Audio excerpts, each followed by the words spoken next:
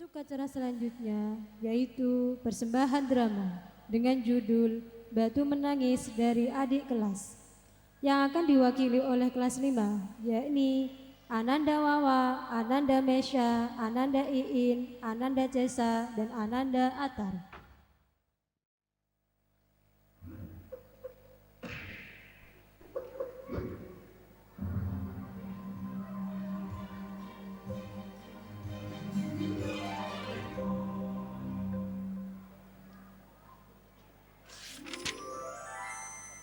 Batu Menangis. Pada zaman dahulu kala, hiduplah seorang ibu dengan anak perempuannya yang bernama Darmi. Ayah Darmi sudah meninggal saat Darmi masih kecil. Dahulu mereka hidup berkecukupan. Namun setelah ayahnya meninggal, ibu Darmi harus bekerja keras di ladang demi hidup mereka. Karena setiap hari bekerja di ladang, kulit ibu Darmi jadi kian gelap. Berat tubuhnya juga menyusut. Semua dilakukannya demi Darmi, putri satu-satunya. Namun apa yang dilakukan Darmi? Dia tidak mau membantu ibunya. Kerjanya setiap hari hanya berdandan. Dia juga enggan keluar rumah karena takut kulitnya jadi gelap seperti ibunya. Suatu hari, ibu Darmi hendak bekerja di ladang. Dia akan bekerja sampai sore sebab musim panen sudah tiba. Ibu Darmi berkata pada Darmi, Darmi, bisakah kamu memasak hari ini, Nak? Ibu tidak bisa pulang siang ini karena harus menyelesaikan panen kita. Jika sudah selesai masak, maukah kamu mengantarnya ke ladang untuk ibu? Darmi yang sedang menyisir rambutnya yang indah terkejut. Tidak mau, Bu. Kalau aku masak, nanti rambutku bau tungku. Aku kan habis keramas. Lalu, kalau aku mengantar makanan ke ladang, kulitku jadi hitam. Aku kan habis luluran. Ibu Darmi hanya menggeleng-gelengkan kepala sedih. Di ladang, Ibu Darmi bekerja dengan keras. Dia mengumpulkan hasil panen. Besok, dia akan menjualnya ke pasar.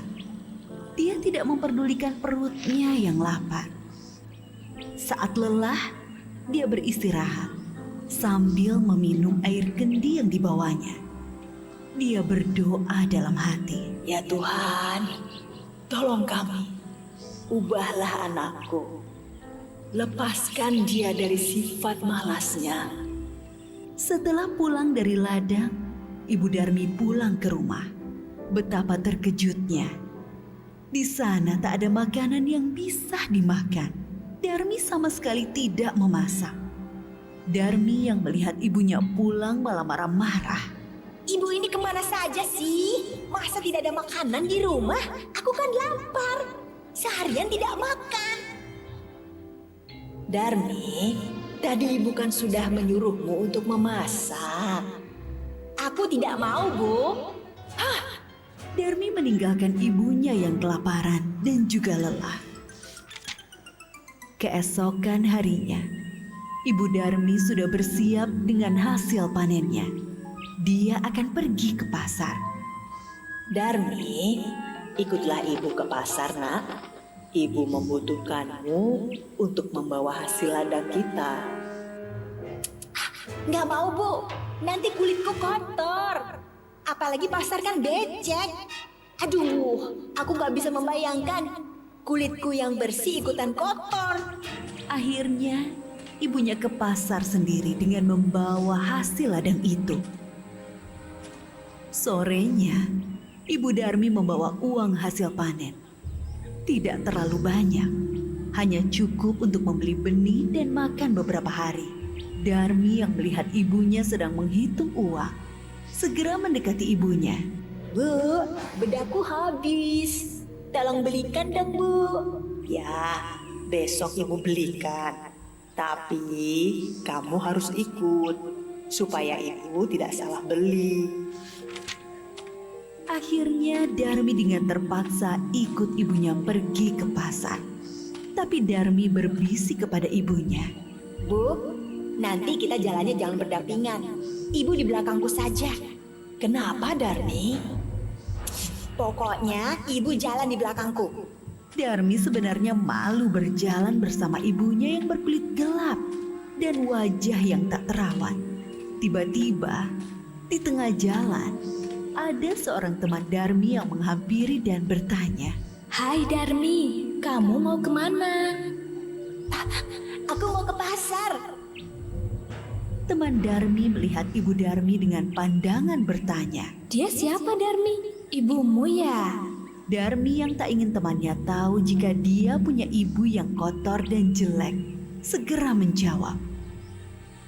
Oh, dia pembantuku. Tentu saja bukan ibuku.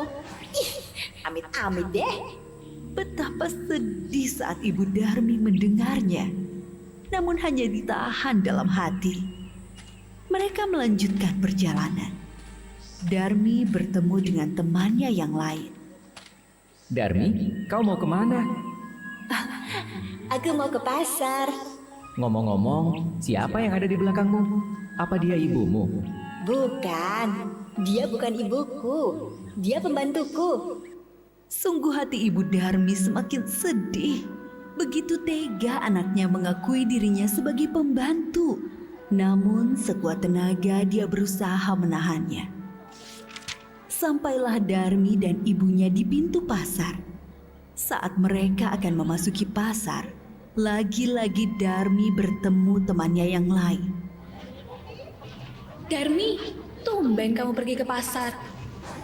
Siapa yang berjalan di belakangmu? Itu pembantuku. Ibu Darmi tak kuasa menahan air matanya. Dia sudah tak tahan lagi. Maka dia pun berdoa dalam hati. Ya Tuhan, hamba sudah tidak kuat lagi dengan sikap anak hamba. Tolong kiranya Tuhan menghukumnya agar dia menjadi jerah. Setelah Ibu Darmi selesai berdoa, tiba-tiba Darmi menjerit. Ibu! Ada apa dengan kakiku? Kenapa tidak bisa digerakkan lagi? Sedikit demi sedikit Darmi menjadi batu. Ibu Darmi menangis pilu. Maafkan aku, Nak. Ini semua karena perlakuanmu terhadap ibu. Ampun, Bu. Ampun. Darmi tidak akan mengulanginya lagi.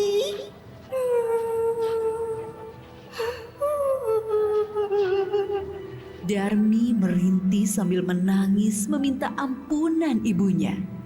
Sayang, semua tak bisa kembali. Darmi tetap menjadi batu. Dia harus menanggung hukuman karena telah durhaka terhadap ibunya yang sudah merawat dan menjaganya hingga dia besar. Batu itu akhirnya dipinggirkan orang-orang dan disandarkan di tebing. Hingga sekarang, batu itu masih ada di Kalimantan Barat dan dinamakan Batu Menangis.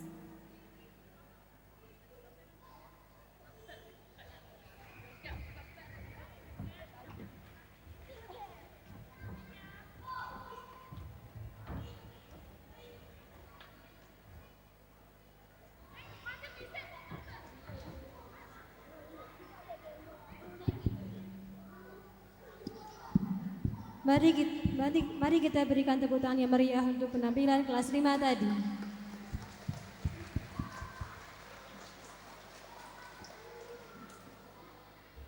Bapak Ibu yang kami hormati, acara selanjutnya persembahan pentas seni tari dari kelas 2. Marilah kita sambut Ananda Jihan, Ananda Alisa, Ananda Aloisa, dan Ananda Jahira.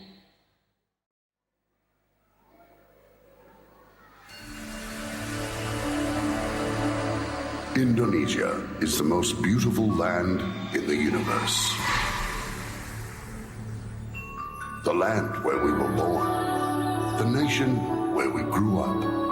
So many colors that live together in peace, with a million timeless treasures, with an abundance of natural wealth. Indonesia is not just wonderful. Indonesia is a wonderland.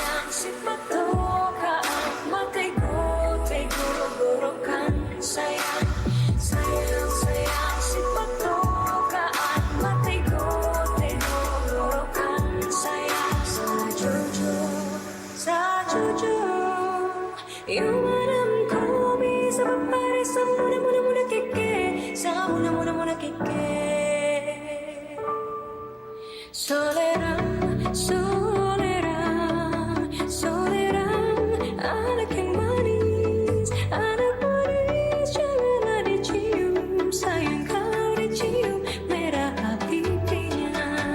Kampungan jauh di batu, kunwangsan sebaku bilian, takkan ajo kawan-kawanan lamu, sangke basuh yang sudia.